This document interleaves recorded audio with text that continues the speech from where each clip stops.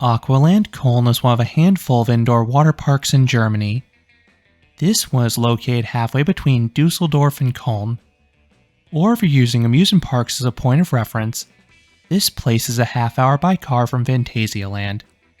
In this review, I will share everything you need to know about this park and whether it is worth checking out.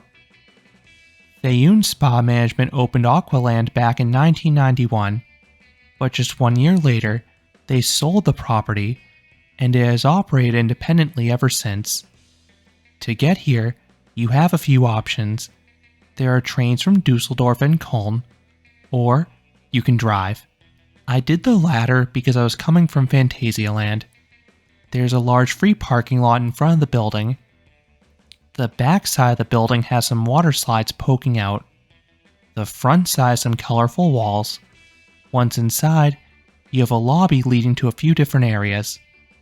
There's a wellness spa area, a fitness center, saunas, and for the sake of this review, an indoor water park. I only visited the latter, so that's all I can speak to. The water park is open daily, and it has very long hours. It opens at 9:30 or 10 a.m. daily, and closes at 10 or 11 p.m. And there are a few different ticket options, all of which are quite affordable. As of 2025, a day ticket costs 27 euros. Alternatively, you can purchase a 2-hour ticket for 20 euros, or a 4-hour ticket for 24 euros. Or, you can purchase the evening special on site. If you arrive after 7:30 p.m., it is just 18 euros to get in. This is what I did. It was the perfect way to spend the night after Phantasialand closed at 6 p.m., and I thought the price was well worth it. It is also plenty of time to experience everything. I was comfortably able to get on every attraction in less than an hour, and I had plenty of time afterwards for re-rides. My lone visit took place on a weeknight, and the park was very quiet. Every single attraction was a walk-on. I've heard this place is noticeably busier on weekends, but I imagine lines are still manageable given how quickly people are dispatched. Once inside, there are multiple locker banks. They are oddly shaped, but large. If I remember correctly, lockers were included and activated with your admission wristband. The water park is located in a giant glass dome that lets in plenty of natural light. This is a stark contrast to a lot of other indoor water parks that can be darker. There is not much in terms of theming, but it's clean and well presented with some natural features such as rockwork and trees. And as you'd expect with other indoor water parks, it is a comfortable, climate-controlled environment.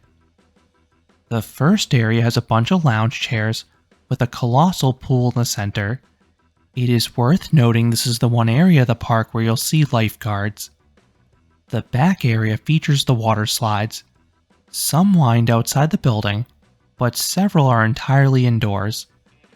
The most striking feature about this place, as an American, is the operations.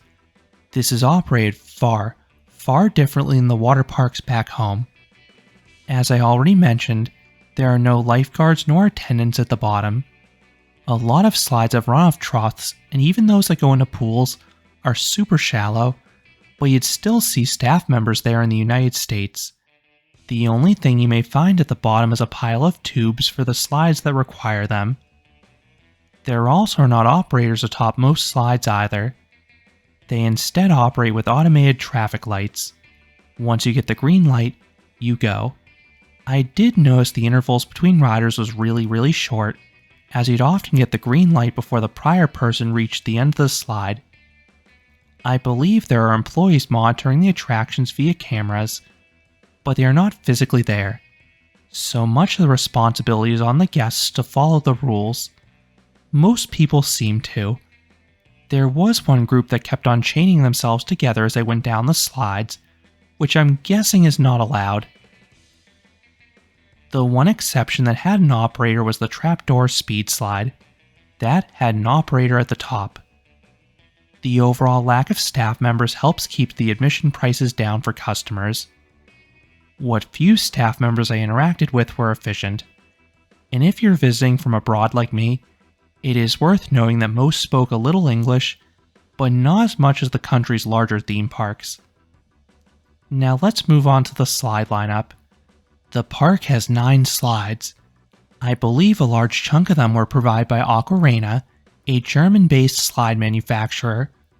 While the lineup is not too large, it covers several key genres. I think the body slides in particular are the strong point.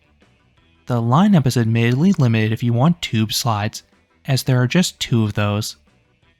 Everything was available during my visit. You may find 1 or 2 slides closed in the quieter months, but this can be checked on the website. The slide page lists whether each attraction is open or closed. The best slide here is looping. This is that aforementioned trapdoor speed slide. You board a capsule, which builds a lot of suspense. Then there was some audio in German. It may have been a countdown, or it could have just been the rules, not entirely sure. Then the floor suddenly drops. The initial plunge is steep, inducing a freefall sensation. Then there's a quote-unquote inversion, although it really feels more like an inclined overbank. This was tighter than the other aqua loops I've done, so you carry some solid speed through it. This slide is fast and intense, but it thankfully remains perfectly smooth in your back. Space Typhon is a body bowl slide. This one has some slow turns at the start. These have some cool lighting effects, and they build anticipation for what comes next, as it leads to a large swooping drop. You then have 1 quick lap around the bowl before slowing down right then and there due to a pool. You then get up and exit through a second and very small slide in the center. I prefer the ones when the bowl dumps you directly in a pool beneath you, but this setup makes it more accommodating because you do not need to be a strong swimmer to experience it. Red Star is a straightforward body slide. It is entirely enclosed. The trough is quite wide, so I do wonder if it used to be a tube slide. It was smooth, but it was really slow for me, so I was not a big fan of this one. Now it is time for all the slides with Aqua in the name. Aqua Racer is a racing body slide. 2 troughs run side by side the whole way down. The speed and pacing is similar to Red Star, but the visuals and competitive aspect make this one a bit more exciting. Aqua Canyon is an odd body slide. This feels like a river rapids ride of sorts. The turns are 45-degree angled walls, so you comically bounce off them, causing water to be splashed in your face. Even though this slide is not overly fast or tall, it feels out of control as your body is thrown about. It is super disorienting, and you cannot tell where you're going next. Aquaconda is a water coaster. This model is known for 2 things: uphill ascents and steep airtime-filled drops. This one has 2 uphill portions using water jets that get you drenched. However, there are not any notable drops. It felt more akin to a standard tube slide. The most interesting thing about this slide is the super wide trough, and since you can ride in solo tubes, I spun backwards at points when the water jets kicked in. Boomerang is the park's best tube slide. This is a half-pipe style slide with a steep initial drop. It is quite zippy. Then there's a wall that offers some weightlessness, and I usually hit the side on my way down. Adding to the thrills are the tubes. They are sort of small, and they have no handholds, so you feel a bit unstable, and it feels like you'll fall out throughout the experience. Kids have a little jungle area. This has a climbing structure and 2 smaller slides. Tiger Splash is a small racing body slide. Green Mamba is a gentle serpentine body slide. Both are great options for little ones. Before wrapping this review up, I will note that there is an on-site restaurant, but I chose to use all my limited time there on the water slides. I recommend eating either before or after your visit, especially if you purchase one of the timed tickets. So do I recommend this park? It is not a destination water park, but it is an enjoyable one. So if you are in the area and interested in a water park, I would check it out. You only need a few hours to see it all. This place has long hours, affordable prices, and reasonable crowds, making it quite easy to add into a trip. The slide lineup is solid, especially if you're a fan of body slides. There are not many tube slides, but the two they have are interesting. Of the indoor water parks I've done in Germany, this is my least favorite of the three.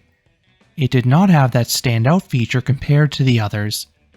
I prefer Europa Parks Rulantica for the superior theming, and I also prefer Europa Bad for the weirder overall slide lineup. And then I know there are some other indoor water parks in the country that are also very well received. This is not one I'd specifically seek out, but I would happily tack onto a trip if nearby. It's a pretty good indoor water park overall. Germany is just really stacked in this department. Those are my thoughts on Aqualand Koln, one of the indoor water parks in Germany. What are your thoughts on this place? Have you been there? Let me know down in the comments. If you enjoyed this review, I would appreciate it if you gave this video a like, and you consider subscribing, because there'll be a lot more roller coaster and amusement park videos here at Canopy Coaster. Thanks for watching.